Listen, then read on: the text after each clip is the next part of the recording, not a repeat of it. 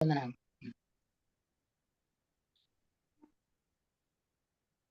దేవుని దివ్య వాక్యములో నుండి దావీదు సొలొమోనుకు ఇచ్చిన ఆజ్ఞలను గూర్చిన వివరాలు మనం వింటూ వస్తున్నాం. ദൈവ വചനത്തിൽ നിന്നും ദാവീദ് തന്റെ മകൻ ശലോമോന് നൽകിയ ആലോചനകളെ കുറിച്ചും കൽപ്പനയെ കുറിച്ചും നാം പഠിച്ചു വന്നുകൊണ്ടിരിക്കുന്നു. ఈ దినం కూడా అక్కడున్న సంగతిని చదువుకుందాం. రాజుల మొదటి గ్రంథం 2వ అధ్యాయం 1వ వచనం. ഇന്നും നാം അതിനെ തുടർന്ന് ചില കാര്യങ്ങൾ ചിന്തിക്കാം. രാജാക്കന്മാരുടെ 1ാം പുസ്തകം 2ാം അധ്യായം 1ാം വാക്യം. దావీదునకు మరణకాలము సమీపింపగా అతడు తన కుమారుడైన సొలొమోనునకు ఈలాగు ఆజ్ఞ ఇచ్చెను.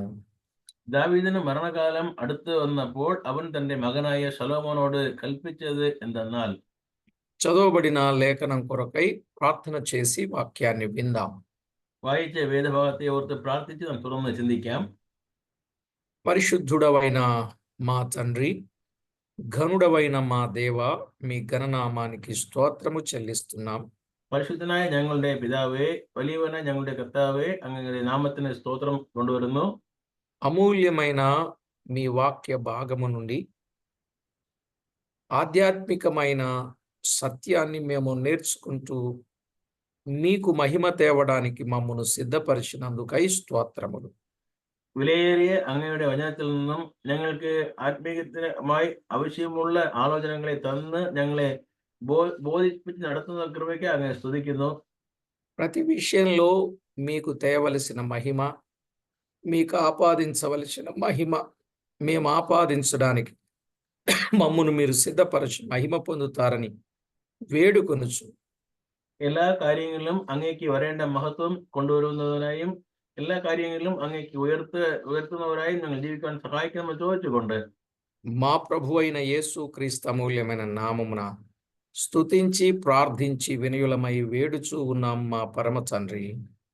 ഞങ്ങളുടെ രക്ഷിതാവും കർത്താവുമായ യേശുക്രിസ്തുവിന്റെ നാമത്തിൽ സ്തുതിയോടും സ്തോത്രത്തോടും കേൾക്കുന്നു പരമപിതാവേ. ఆమేన్. ఆమేన్. ప్రభునందు ప్రియులారా, దేవుని మహాకృపను బట్టి దైవ గ్రంథమైన బైబిల్లో నుండి మరణ సమయము సమీపించినప్పుడు సొలొమోనుకు దావీదు ఇచ్చిన ఆజ్ఞలను మనము గుర్తిస్తూ వస్తున్నాం.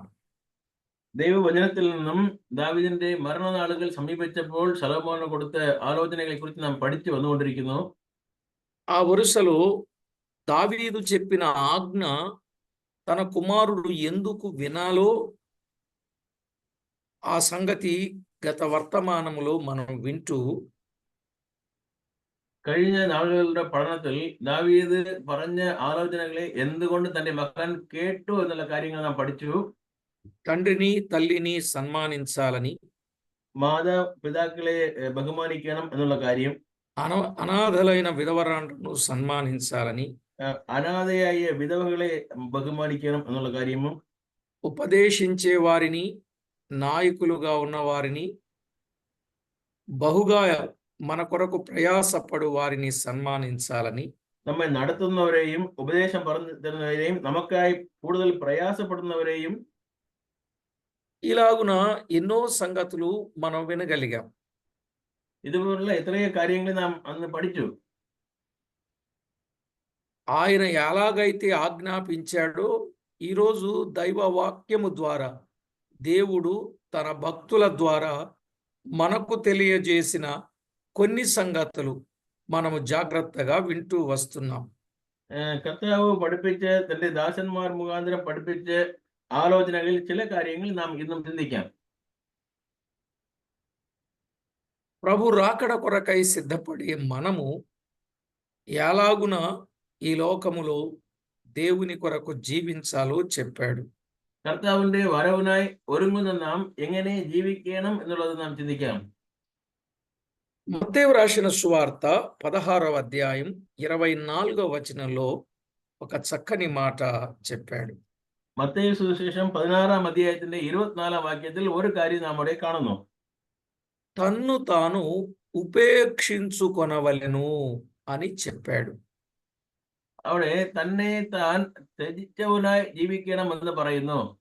నిజమే, మనలను మనము ఉపేక్షించుకొని, అంటే దేనిలోనూ మనము ఎక్కువ కాదు, నేను అన్నింటిలోనూ తక్కువే అని ఉపేక్షించుకున్న వారమై జీవించాలి.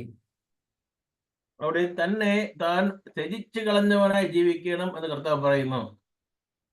ఇక రెండవది రోమాపత్రిక 13వ అధ్యాయం 1వ వచనములో ప్రతివారు పై అధికారులకు లోబడి ఉండవలెను అన్నాడు.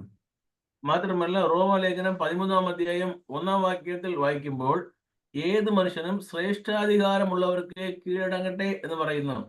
ఆ అధికారులకు మనము తప్పకుండా లోబడి ఉండవలసినదే. അധികാരികൾക്ക് യഥാർത്ഥമായും തീർച്ചയായും നാം കീഴ്പ്പെടേണ്ട ആവശ്യമാകുന്നു. ఎందుకంటే అధికారములు దేవుని వలన కలిగినవి గనుక ప్రతి ఒక్కరూ పై అధికారులకు విధేయత చూపవలసిన వాడై ఉన్నాడు. എന്തെന്ന് വെച്ചാൽ അധികാരങ്ങൾ ദൈവത്തിന്റെ പക്കൽ നിന്ന് വരുന്നത് മുഖാന്തരം മേലായ അധികാരങ്ങൾക്കും ശ്രേഷ്ഠ അധികാരങ്ങൾക്ക് നാം കീഴടങ്ങണം. ఇక తరువాత మన జీవితంలో పేతురు రాసిన మొదటి పత్రిక 2:2లో అసూయ పడకుడి అని చెప్పాడు. പത്രോസിന്റെ 1-ാം ലേഖനം 2-ാം അധ്യായം 2-ാം വാക്യത്തിൽ നാം വായിക്കുമ്പോൾ അവിടെ നാം అసూయ పాడిల్ల എന്ന് നാം അവിടെ വായിക്കുന്നു. అంతేకాదు ఆ 2:2లోని సమస్త దూషణ మాటలను మానుడి అని కూడా చెప్పాడు. അവിടെ എല്ലാ തെറ്റായ കെട്ട വാക്കുകളെയും കളയണം എന്ന് വായിക്കുന്നു. అంటే మన జీవితంలో అసూయ అనేది మంచిది కాదు, దూషణ మాటలు మాట్లాడడం మంచిది కాదు. നമ്മുടെ ജീവിതത്തിൽ അസൂയ അത് പാടില്ല, കെട്ട വാക്കുകൾ സംസാരിക്കുന്നതും പാടില്ല. ఈ రెండు ఉంటే రక్షణలో ఎదగలేము. అందుకే అవి విసర్జించాలి, మానాలి అని చెప్పాడు. ഈ രണ്ടും ഉണ്ടെങ്കിൽ രക്ഷയിൽ നാം നിലച്ചു നിൽക്കുവാൻ സാധിക്കില്ല. അതുകൊണ്ട് അതിൽ സൂക്ഷിക്കണമെന്ന് പറയുന്നു. మరి మనలో ఇంకా ఏముండాలి? మత్తయి సువార్త 5వ అధ్యాయం 16వ వచనం.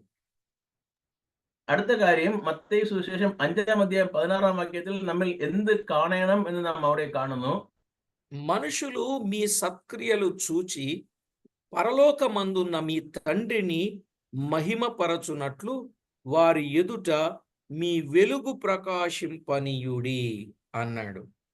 അവിടെ ജനങ്ങൾ നിങ്ങളുടെ സത്ക്രിയകളെ കണ്ട് സ്വർഗസ്ഥനായ ദൈവത്തെ മഹത്വപ്പെടുത്തണം, അതിനായി നിങ്ങളുടെ വെളിച്ചം പ്രകാശിക്കട്ടെ എന്ന് പറയുന്നു. ఒకటి తన్ను తాను ఉపేక్షించుకొనవలెను, ഒന്ന് തന്നെ താൻ ത്യജിച്ചവനായിരിക്കണം. 2 పై అధికారులకు ప్రతివారు లోబడి ఉండవలెను, രണ്ടാമതായി ശ്രേഷ്ഠ അധികാരങ്ങൾക്ക് ഏവരും കീഴടങ്ങണം. 3వది అసూయ అనేది మన జీవితంలో ఉండకూడదు, മൂന്നാമതായി അസൂയ നമ്മുടെ ജീവിതത്തിൽ ഇരിക്കുവാൻ പാടില്ല. 4వది సమస్త దూషణ మాటలను మానిన వారముగా ఉండాలి, നാലാമതായി എല്ലാ ദൂഷണമായ വാക്കുകളെയും കെട്ട വാക്കുകളെ സംസാരിക്കാത്തവരായിരിക്കണം. ఇప్పుడు 5వదిగా వెలుగు ప్రకాశింపనీయాలి. അഞ്ചാമതായി വെളിച്ചത്തെ പ്രകാശിക്കുന്നവരായി നാം കാണപ്പെടണം. ఆ వెలుగు క్రియలు అంటే మనం సత్క్రియలు కలిగిన వారముగా ఉంటే అప్పుడు మనము ప్రకాశించే వారముగా ఉంటాం. വെളിച്ചത്തിന്റെ പ്രവർത്തികൾ എന്തെന്ന് വെച്ചാൽ നല്ല പ്രവർത്തികൾ ചെയ്യുന്നവരായിരുന്നാൽ നമ്മുടെ വെളിച്ചം പ്രകാശിക്കും.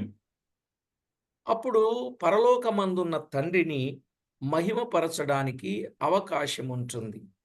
അപ്പോൾ നമ്മുടെ സ്വർഗസ്ഥനായ പിതാവിനെ മഹത്വപ്പെടുത്തുവാനുള്ള സാഹചര്യം നമുക്ക് ലഭിക്കും. కనుక ప్రతి ఒక్కరూ వెలుగు సంబంధులుగా, వెలుగు కలిగిన వారుగా, వెలుగును వెంబడించువారుగా, వెలుగై ఉన్నవారుగా ఈ లోకములో జ్యోతుల వలె మనము కనబడవలసిన వారమై ఉన్నాం. അതുകൊണ്ട് ഏവരും ലോകത്തിൽ വെളിച്ചത്തിന്റെ മക്കളായി, വെളിച്ചം ഉള്ളവരായി, വെളിച്ചം പുറപ്പെടുവിക്കുന്നവരായി ജീവിക്കണം. ఎందుకంటే మన ప్రభు చెప్పారు, ఆయన ఆజ్ఞాపించారు, మీరు లోకమునకు వెలుగై ఉన్నారు. వెలుగు నిస్సారము కానీయకుండా మిమ్మును మీరు జాగ్రత్త చేసుకొని దేవునికి మహిమకరంగా జీవించాలి అని చాలా వివరంగా చెప్పాడు ദൈവലേഖനములో. കർത്താവിന്റെ വചനത്തിൽ നാം വായിക്കുമ്പോൾ നിങ്ങൾ ലോകത്തിന്റെ വെളിച്ചമാകുന്നു, ആ വെളിച്ചം ഇരുട്ടാകുവാൻ പാടില്ല എന്ന് നിങ്ങളിൽ തന്നെ സൂക്ഷിച്ചു കൊള്ളണമെന്ന് കർത്താവ് പറഞ്ഞത് നാം ഓർക്കുന്നു. కనుక ప్రతి ఒక్కరూ ప్రభునందు ప్రియులారా, దైవ లేఖనాలలో వ్రాయబడిన ఈ వాస్తవిక సత్యాన్ని ప్రతివారు గుర్తు చేసుకొని అర్థం చేసుకొని ప్రభువుకి ఎంతో అనుకూలమైన వారుగా ఉండడానికి సిద్ధపడవలనని ప్రభు పక్షంగా ప్రేమతో మనవి చేస్తున్నాను. ദൈവമക്കളായ നാം ദൈവത്തിന്റെ മഹത്വം കൊണ്ടുവരുന്നവരായും കർത്താവിന്റെ ഹിതം അറിഞ്ഞ് പ്രവർത്തിക്കുന്നവരായും ജീവിക്കേണ്ടത് എത്ര ആവശ്യം, അതിനായി കർത്താവ് സഹായിക്കട്ടെ. నెక్స్ట్ కొరింథీయులకు రాసిన మొదటి పత్రిక 3వ అధ్యాయం 18వ వచనం. കൊരിന്ത്യർക്കെഴുതിയ 1-ാം ലേഖനം 3-ാം അധ്യായത്തിന്റെ 18-ാം വാക്യം നാം വായിക്കുമ്പോൾ അവിടെ ఎవడును తన్ను తాను మోసపరచుకొనకూడదు అని చెప్పాడు. അവിടെ ഏതൊരു മനുഷ്യനും തന്നെ താൻ വഞ്ചിക്കരുത് എന്ന് നാം വായിക്കുന്നു. ఎందుకంటే ఈవేళ చాలా మంది మోసం చేసుకునే వాళ్ళు ఉన్నారు, మోసపోయేవారు ఉన్నారు. എന്നാൽ ലോകത്തിൽ ധാരാളമായ ജനങ്ങൾ വഞ്ചിക്കുന്നവരും മറ്റുള്ളവരെ വഞ്ചിക്കുന്ന ജനങ്ങളും തങ്ങളെ വഞ്ചിക്കുന്നവരിക്കുന്നു. ప్రతి ఒక్కరూ మోసపోకుండా ఉండాలి అనంటే మన జీవితంలో దేవుని వాక్యాన్ని విని ఆ ప్రకారంగా చేయాలి. നാം ഓരോരുത്തരും അങ്ങനെ മോശം പോകാതിരിക്കണമെങ്കിൽ കർത്താവിന്റെ വചനം കേട്ട് അത് പ്രകാരം പ്രവർത്തിക്കുന്നവരായിരിക്കണം. యాకోబు పత్రిక 1:19 చెప్పాడు. അവിടെ യാക്കോബിന്റെ ലേഖനം 1-ാം അധ്യായം 18-ാം വാക്യത്തിൽ ഇങ്ങനെ ഇപ്രകാരം പറയുന്നു: ప్రతి మనుష్యుడు వినుటకు వేగిరపడువాడును, మాటలాడుటకు నిదానించువాడును, కోపించుటకు నిదానించువాడునై ఉండవలెను అన్నాడు. അവിടെ യാക്കോബിന്റെ ലേഖനം 1-ാം അധ്യായം 19-ാം വാക്യത്തിൽ വായിക്കുന്നു: നിങ്ങൾ കേൾക്കുന്നതിന് വേഗതയും പറവാൻ താമസവും കോപിപ്പാൻ താമസമുള്ളവരായി ഇരിക്കണമെന്ന് പറയുന്നു. కనుక వినటానికి వేగిరపాటు, మాటలాడడానికి నిదానం, కోపించడానికి నిదానము కలిగి ఉండాలి. ఇది సత్క్రియ. സൽപ്രവൃത്തി എന്ന് പറയുമ്പോൾ കേൾക്കുവാൻ വേഗതയും പറവാൻ താമസവും കോപിക്കുന്നതിനും താമസമുള്ളവരായിരിക്കുന്നത്. ఎప్పుడైతే ఈ శ్రేష్టమైన అనుభవాన్ని మనము కలిగి ఉంటామో అప్పుడు దేవునికి మనము మహిమ తేగలిగిన వారంగా ఉండే అవకాశం ఉన్నది. എപ്പോൾ ഇതുപോലുള്ള നല്ല പ്രവൃത്തികൾ നമ്മുടെ ജീവിതത്തിലുണ്ടോ അപ്പോൾ നാം ദൈവത്തിന്റെ മഹത്വം കൊണ്ടുവരുന്നതിന് അനുകൂലമായ സാഹചര്യം ഉണ്ടാകുന്നു. 22వ వచనంలో అన్నాడు, వినటమే కాదు ఆ ప్రకారముగా ప్రవర్తించువారునై ఉండాలి, అప్పుడు మనము మోసపరచుకొనము అని చెప్పాడు. 22-ാം വാക്യത്തിൽ പറയുന്നു: എങ്കിലും വചനം കേൾക്കുക മാത്രം ചെയ്തുകൊണ്ട് തങ്ങളെ ചതിക്കാതെ അതിനെ ചെയ്യുന്നവരായും ഇരിപ്പിനെന്ന് പറയുന്നു. కాబట్టి ప్రతి వ్యక్తి కూడా దేవునికి ఎంతో మహిమకరంగా ఉండాలి. ഓരോരുത്തരും നാം ഭൂമിയിൽ എല്ലാ കാര്യങ്ങളിലും കർത്താവിന് മഹത്വം കൊണ്ടുവരുന്നവരായി ഇരിക്കണം. ఒకవేళ కోపం వచ్చింది అనుకోండి, ఆ కోపం ఎప్పటి వరకు ఉండకూడదు. ఎఫెసీ పత్రిక 4:26. നമുക്ക് ചില കാര്യങ്ങളിൽ കോപം വന്നു എങ്കിൽ അത് എതുവരേക്കും ഇരിക്കണം, ഇത് കഴിഞ്ഞാൽ ഇരിക്കുവാൻ പാടില്ല എന്ന് കേട്ടാൽ അവിടെ നാം എഫെസി ലേഖനം 4-ാം അധ്യായം 26-ാം വാക്യത്തിൽ വായിക്കുന്നു: సూర్యుడు అస్తమించు వరకు మీ కోపము నిలిచి ఉండకూడదు అని చెప్పాడు. സൂര്യൻ അസ്തമിക്കുവോളം നിങ്ങളുടെ കോപം വെച്ചുകൊണ്ടിരിക്കരുത് എന്ന് കർത്താവ് പറയുന്നു. కాబట్టి ప్రభునందు ప్రియులారా, ఒకవేళ కోపపడడానికి నిదానించాలి. ఒకవేళ కోపం గాని వస్తే పాపాన్ని బట్టి కోపం రావాలి గాని పాపం చేసే అంత కోపం రాకూడదు. അങ്ങനെ കോപം വരേണ്ട ഒരു സാഹചര്യം വരുമ്പോൾ പാപത്തെ കുറിച്ചുള്ള കോപം വരയണം. മാത്രമല്ല പാപം ചെയ്യുവാനുള്ള കാര്യങ്ങളിൽ കോപപ്പെടുവാൻ പാടില്ല.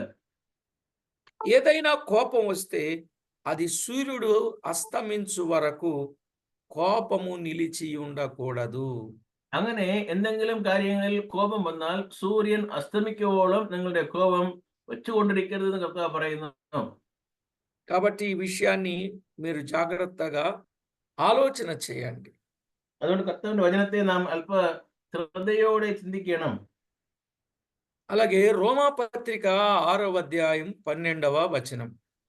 റോമാലേഖനം 6-ാം അധ്യായത്തിന്റെ 12-ാം വാക്യത്തിൽ വായിക്കുമ്പോൾ శరీర దురాశలకు లోబడినట్లుగా చావునకు లోనైన మీ శరీరమందు పాపమును యాలనీయకుడి అని చెప్పాడు.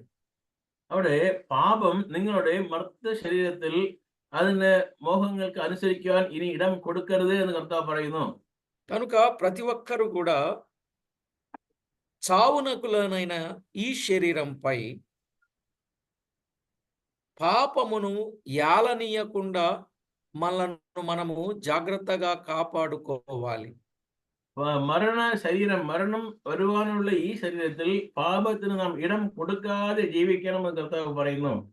పాపపు పవనాలు మన చుట్టూ వీస్తూ ఉంటాయి గాని దానికి మనం అవకాశం ఇవ్వకూడదు. പാപത്തെ ചെയ്യുവാനുള്ള പല കാര്യങ്ങൾ നമ്മെ ചുറ്റി വരുമ്പോൾ അതിനുള്ള ഒരു അവസരവും നാം കൊടുക്കുവാൻ പാടില്ല. చూడండి, పక్షులు చుట్టూ తిరుగుతూ ఉంటాయి. మనం అవకాశం ఇస్తే అవి గూడు పెడతాయి. మనం అవకాశం ఇవ్వకపోతే తిరిగి తిరిగి తిరిగి వెళ్ళిపోతాయి. అలాగునని మన జీవితంలో కూడా పాపానికి అవకాశం ఇవ్వకుండా ప్రభువుకి ఎంతో మహిమకరంగా పరిశుద్ధంగా జీవించడం మనం నేర్చుకోవాలి.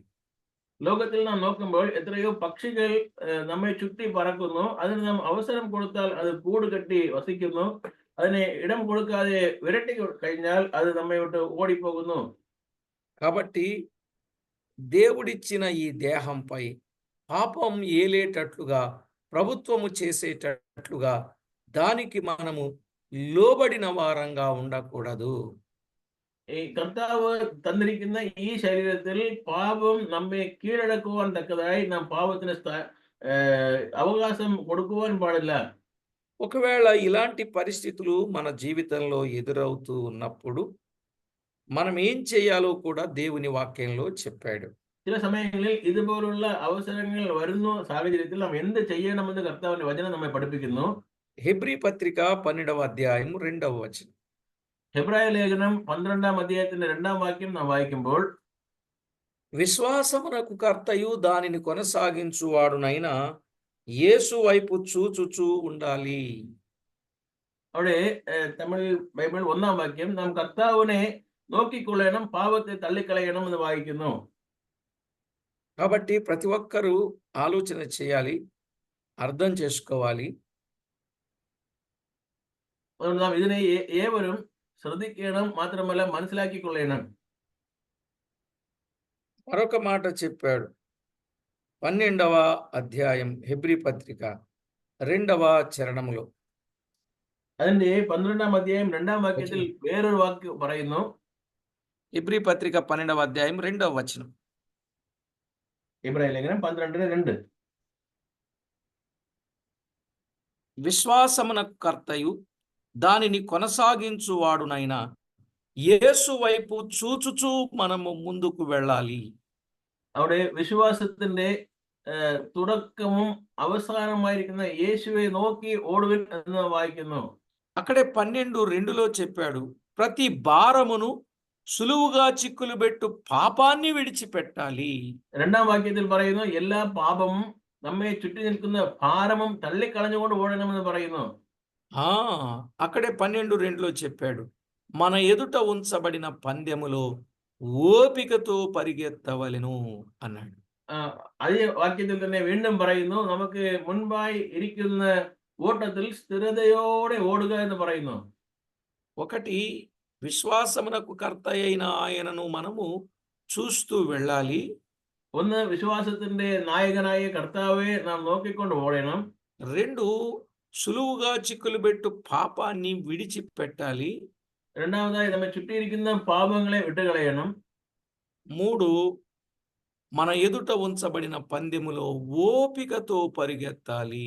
മൂന്നാമതായി മുൻപേ ഇരിക്കുന്ന ആ ഓട്ടത്തിൽ സ്ഥിരതയോടെ ഓടുക എന്ന് പറയുന്നു. కాబట్టి ప్రతి ఒక్కరు కూడా ఇట్టి సత్యాలు అర్థం చేసుకొని దేవునికి ఆయాసకరమైన పనేది లేకుండా దేవుణ్ణి సంతోషపెట్టే కార్యక్రమాలు ఏవైతే ఉన్నాయో వాటి పట్ల మనము ఆసక్తి కలిగి ఉండడం అది మనకు ఆశీర్వాదకరం. നാം കർത്താവിന്റെ ഹിതം മനസ്സിലാക്കിക്കൊണ്ട് കർത്താവിന് മഹത്വം കൊടുക്കുന്ന കാര്യം എന്തെന്ന് തിരിച്ചറിഞ്ഞ് അതിനെ പ്രവർത്തിക്കുന്നത് ബുദ്ധിയുള്ള കർത്താവിന് മഹത്വം കൊണ്ടുവരുന്ന കാര്യമായി ഇരിക്കും. అన్ని విషయాలలో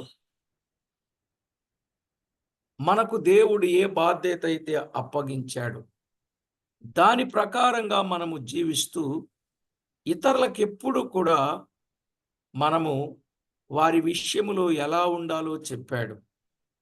നാം എല്ലാ കാര്യങ്ങളിലും മറ്റുള്ളവർ മുൻപായി എങ്ങനെ ഇരിക്കണമെന്നുള്ളത് കർത്താവ് പറഞ്ഞിരിക്കുന്നു. ആ പ്രകാരം തന്നെ തുടർന്ന് പ്രവർത്തിക്കുവാൻ കർത്താവ് നമ്മെ സഹായിക്കട്ടെ.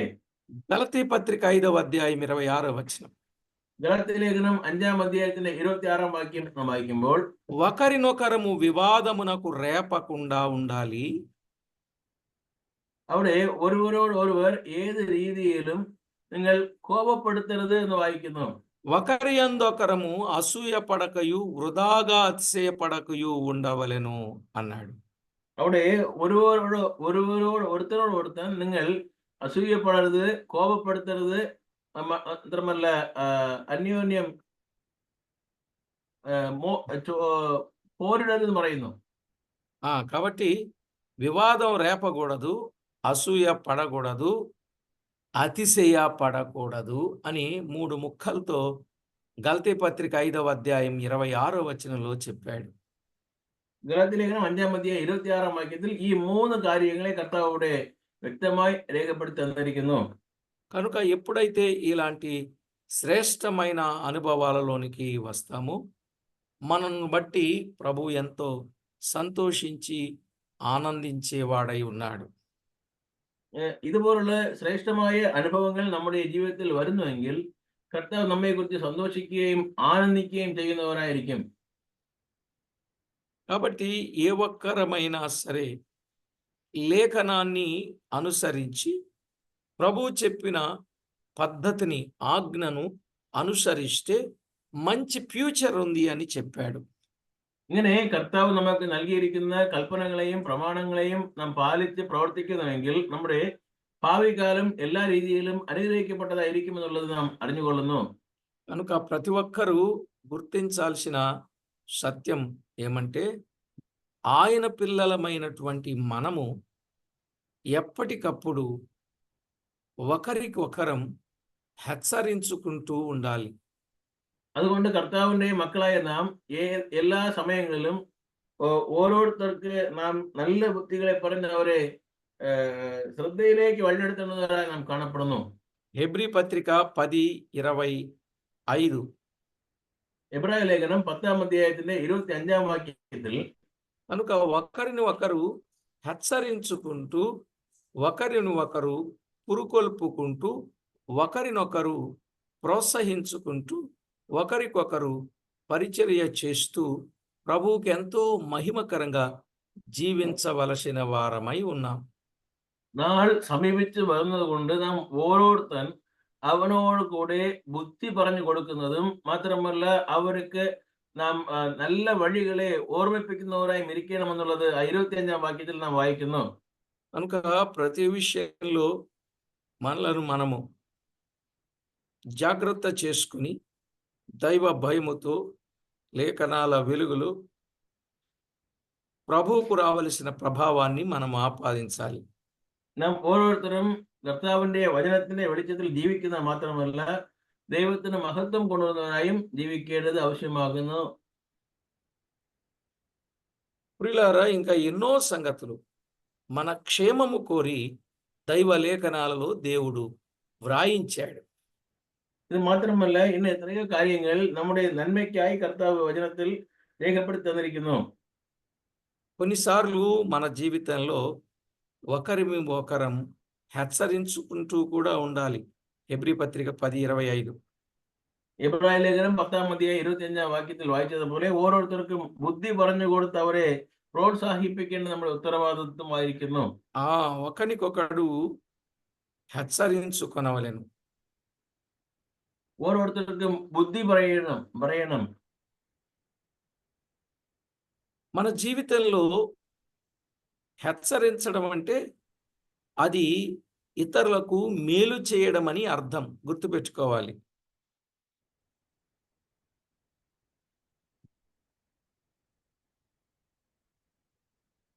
హెచ్చరించడం అంటే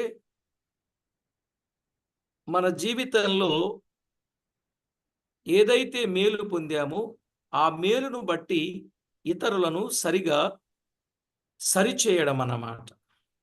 നമ്മുടെ ജീവിതത്തിൽ ഏതെങ്കിലും നന്മയായ കാര്യങ്ങൾ നടന്നിട്ടെങ്കിൽ അതിനെക്കുറിച്ചും മറ്റുള്ളവർക്ക് പറഞ്ഞ് പഠിപ്പിക്കേണ്ടത് നമ്മുടെ ఉత్తరవాదిత్వమాയിരിക്കുന്നു. అలాగున ప్రతి విషయంలో ప్రభువుకి ఎంతో మహిమ ఆపాదిస్తూ ఆయన నామాన్ని ఘనపరిచే వారంగా మనం ఉండాలి. അങ്ങനെ കർത്താവിന് എല്ലാ കാര്യങ്ങളിലും എത്രയോ മഹത്വത്തെ വന്നുകൊണ്ട് ദൈവത്തിന് മഹത്വമായി ജീവിക്കേണ്ടത് ആവശ്യമാകുന്നു. ఆ విధంగా మనము జాగ్రత్త చేసుకుని సిద్ధపడదాం. ప్రభువుకు వెళ్ళవలసిన ప్రభావాన్ని మనము ఆపాదిద్దాం. ആ പ്രകാരം നാം ലോകത്തിൽ ഒരുങ്ങുവാനും പ്രവർത്തിക്കുവാനും കർത്താവ് സഹായിക്കട്ടെ. നാം പ്രാർത്ഥിക്കാം. ప్రతి విషయంలో ఆయన ఆజ్ఞ లేఖనాలు చదివినప్పుడు, దైవజనులు చెప్పినప్పుడు తప్పనిసరిగా మనము పాటించే వారంగా ఉండాలి. നാം ഓരോ സമയങ്ങളിലും കർത്താവിന്റെ വചനത്തെ വായിക്കുമ്പോൾ അതിനെ മനസ്സിലാക്കുന്നവരായും അതിനെ പാലിക്കുന്നവരായും കാണപ്പെടേണ്ടതാകുന്നു. కనుక ప్రతి ఒక్కరూ ప్రతి విషయంలో జాగ్రత్త పడి దేవునికి మహిమ ఆపాదిద్దాం. ఆయన ఆజ్ఞల విషయంలో నిర్లక్ష్యము చేయొద్దు. ఆయన లేఖనాలలో నుండి తన భక్తులైన వారికి ఆయన ఏం చెప్పాడు అది మనకు చెప్పాడని భావించి ఆ ప్రకారంగా ఆయనకు అనుకూలంగా జీవిద్దాం. ఆయన నామాన్ని ఘనపరచుదాం. കർത്താവ് എന്തൊക്കെ കാര്യങ്ങൾ പറഞ്ഞിട്ടുണ്ടോ അതിനെല്ലാം എനിക്ക് പറഞ്ഞു, എന്നോടുള്ള പ്രത്യേകമായ രീതിയിൽ പറഞ്ഞിരിക്കുന്ന കാര്യം മനസ്സിലാക്കിക്കൊണ്ട് ആ പ്രകാരം പ്രവർത്തിക്കാം. കർത്താവിന് മഹത്വം കൊണ്ടുവരുവാൻ ప్రార్థన చేసుకుందాం. പ്രാർത്ഥിക്കാം.